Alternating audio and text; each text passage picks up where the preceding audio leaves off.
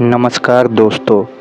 11 सितंबर 1893 America का Chicago शहर world parliament of religions का मंच पर एक युवा सन्यासी खड़ा हुआ, जिसने अपने पहले शब्दों से ही वहां मौजूद हजारों लोगों की सोच को झकझोर कर रख दिया। जब स्वामी विवेकानंद ने माइक पर जूझकर कहा, sister and brothers of America, तो सभागार तालियों की गूंज से फट पड़ा और इतिहास बन गया। स्वामी विवेकानंद का जन्म 12 जनवरी 1863 को कोलकाता में हुआ था। बचपन से ही वह असाधारण बुद्धि और आत्मा से भरे हुए थे। उनका असली नाम नरेंद्रनाथ दत्त था। वे सवाल पूछते थे, भगवान कौन है? जीवन का उद्देश्य क्या है? क्या कोई रास्ता है जो आत्मा की शक्ति को जगा सके? इन सवालों का उत्तर उन्हें मिला श्री रामकृष्ण परमहंस से। वहीं से उन्होंने साधना, त्याग और आत्मज्ञान की राह पकड़ ली और बन गए स्वामी विवेकानंद। विवेकानंद ने भारत की यात्राएं की। उन्होंने भूख, गरीबी और समाज की टूटी हुई हालत देखी।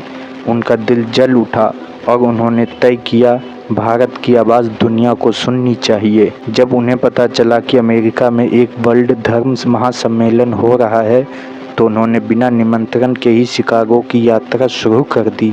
कठिनाइयाँ थी, पैसा नहीं था, भाषा की दीवार थी, कोई पहचान नहीं थी, लेकिन आत्मबल इतना प्रचंड था कि रास्ते खुद बनते चले गए।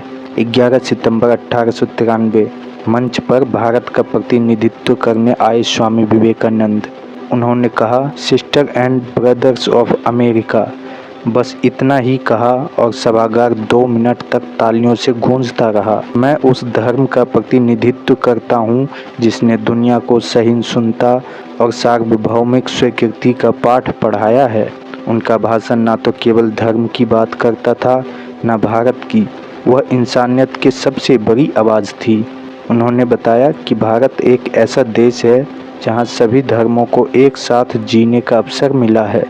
उन्होंने दुनिया को बताया कि हम सब एक ही ईश्वर की संतान हैं। वह केवल एक भाषण नहीं था, वह भारत की आत्मा की गूंज थी। अमेरिका के अखबारों में उनकी तस्वीरें छपने लगी। मीडिया ने उन्होंने साइक्लोनिक मॉन्क फ्रॉम इंडिया कहा। जिन्होंने भारत को सिर्फ एक गुलाम देश समझा था, अब वे भारत की आध्यात्मिक शक्ति के आगे झुक गए। स्वामी विवेकानंद का सबसे बड़ा योगदान केवल भाषण नहीं था, बल्कि वह चेतना थी जो उन्होंने जगाई। उन्होंने भारत को जगाया, उठो, जागो और तब तक मत रुको जब तक लक्ष्य की प्राप्ति न हो जाए।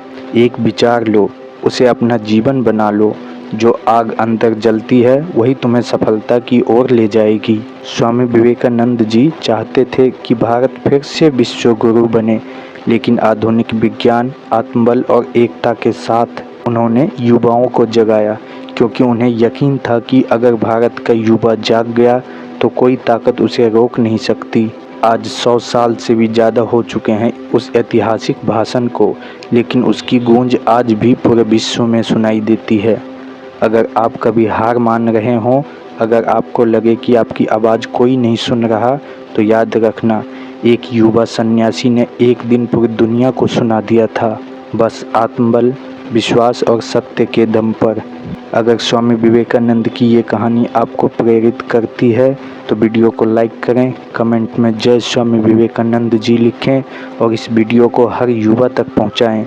और हाँ, हमारे चैनल को सब्सक्राइब करें, क्योंकि हम लाते हैं ऐसी दुर्लभ और प्रेरणादायक वीडियो जो दिल को छू जाए।